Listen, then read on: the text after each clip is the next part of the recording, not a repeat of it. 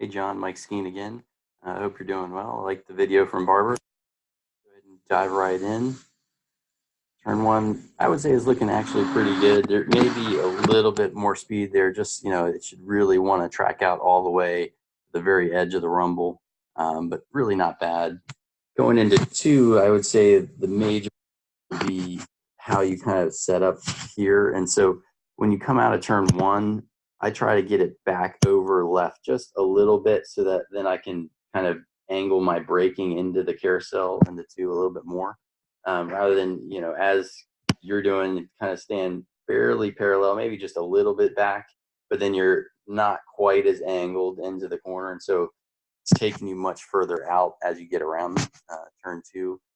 So the main thing is I'm trying to move the minimum speed and the widest point of the corner to later, like closer to the middle, whereas you're getting out there really quickly, kind of in the first third of it. So that way I don't have to get quite as wide either. But let's inch around to the corner here and I'll show you that. So just a little bit further left here, then again, as I'm braking, I can kind of angle my brake more towards this corner worker and further into the corner. I can also be a little bit later on the brake. But as you're going out wide pretty early, and then you have to kind of maintain until you can see around the corner enough that you can start to bring it back in and add power. But if I am kind of angling my brake and drawing it out over a longer distance, my minimum speed is further around the corner over here, and I don't have to spend as much time kind of waiting for that last apex to come. And the widest I'll typically get is maybe left side tires to the seam, not kind of getting over to where we're straddling it or even getting close to it there. So not quite as wide, which means I don't have to turn quite as sharp to come back to it. I'll stay a little bit tighter to this line on the inside. And really, if the grip of the car is really good, I'll barely even leave the edge of the road. I might be half car width at my widest point away from the inside line. But as that's with more race cars and really high grip cars. Typically, with a street tire, street car, I'll let it out a little bit further because they're not capable of staying flat on power quite as long on the way out. But then we want to make sure also that we get really tight to this curb. Right side tire is just running right along it, the shortest distance, and straighten it out as much as possible, and then track it out here. Looks good. The line over the crest looks nice at 4. Down into 5, obviously on this lap you lose the rear a little bit.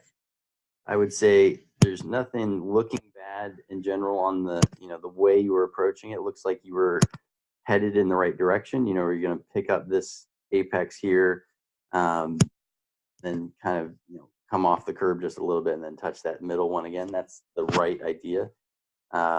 Just obviously have to be really careful with how smooth you are on the brake release, not carrying too much weight on the nose to where the rear gets really light.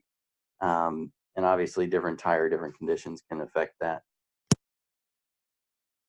But in general, looks pretty good. And then don't worry about that third apex. Obviously start looking ahead to the track out and just blow out there, get to power as early as possible. All that looks really good. Down here into the museum corner, I would say you're overslowing this just a little bit. In general, the line looks really good. Just seems like a little bit too much coast going through there. And it should really, you'll be back to a little bit of maintenance before you get back to the brake, but it shouldn't have, really hard burst before you get on the brakes.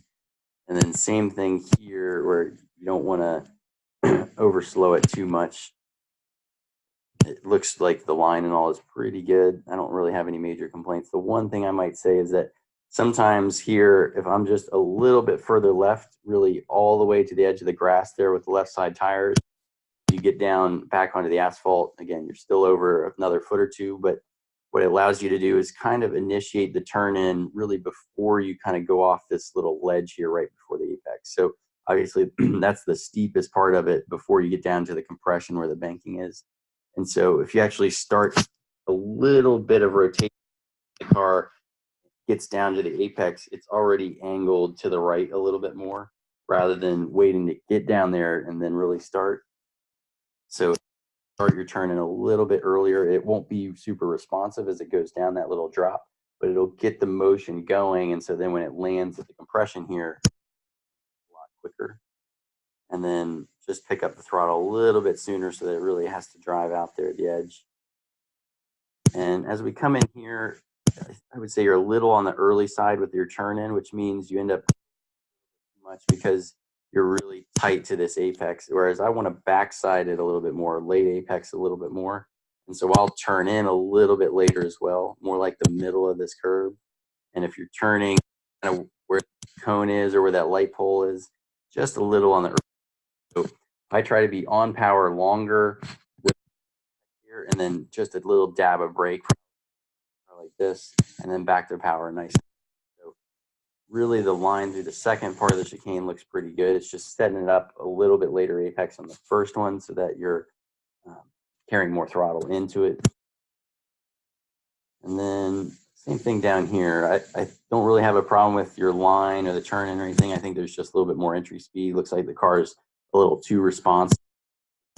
And then I'm not, if you carry as much speed as possible through the left-hander, I think you should end up more mid-track rather than left side because you're giving up too much at the first apex. You kind of have this period of coasting, waiting to go, whereas if you carry more throttle in and then brake kind of to the bottom of the hill, then it take advantage of the available speed on the way in and gets you back to power earlier up the hill. There's several hesitations where you're kind of waiting back to power because we didn't get enough rotation done on this entry here. Whereas if you're carrying more power and then braking at the compression, the car turns really, really well as soon as it gets to this compression here. You can also run right side tires up onto this curb. It's nice and flat. It should turn the car straight out this corner so that you're a little bit further right, about a half car width further right at this point as you're kind of nearing the curb. And that way you can be back to full power at the top. Then I turn in to use all of this curb down here on the right side tires all the way to the grass, help stay inside as you get into the actual part of, what is this, 13, I think. It helps you stay a little bit further inside with great less steering input. And then I look for this break in the wall here in the Armco. You can barely see it. It's hard to see it, when you're going at speed, but if you watch some video or do a track walk or anything, it's easy to spot. This is where the track is really starting to go uphill here, and you should be pretty tight on the inside. And once you go past that is where I'll typically start kind of gently braking, letting the car out, just maybe right of center, about to where the seam is. Start your turn, start your turn back in towards the apex. And so I would say you didn't quite get out far enough. I would like to be another maybe 3 feet over, but then a better angle back to this apex and get right up to the curb. You should feel that little ramp a little bit rather than just being close. We really want to touch it. And it looks pretty good to this final corner. Just obviously the main focus is getting back to full throttle using all the track width, which you do pretty well. There's a lap. So no real major changes, I would say. The biggest thing is kind of taking advantage of where there's a little bit more entry speed in some places. Obviously, a little bit of a car placement angle change into the carousel. Being really careful with the brake release at 5. But I think the biggest time gainers will be that last sector. So all the way from kind of this little chicane on the backstretch might be a little bit of time, but mostly as you're coming to the tunnel turn up here, a little bit more entry speed at the end of the straightaway, being a little bit further mid-track here rather than trying to hold to the left. Carry your brake in here so that you're getting rotation at the compression and using this curb up the hill. As you get over the top of the hill, using the curb here to set up more because you're a little bit off sequence in this whole final carousel. Really, by being further out here, it sets you up poorly for the final 2 corners, which lead on to the straightaway. So I think there's definitely a lot more speed through 13 here and setting up into 14. But hopefully that'll be a good spot for you. Get you set up Barber next time out, and hope you have fun.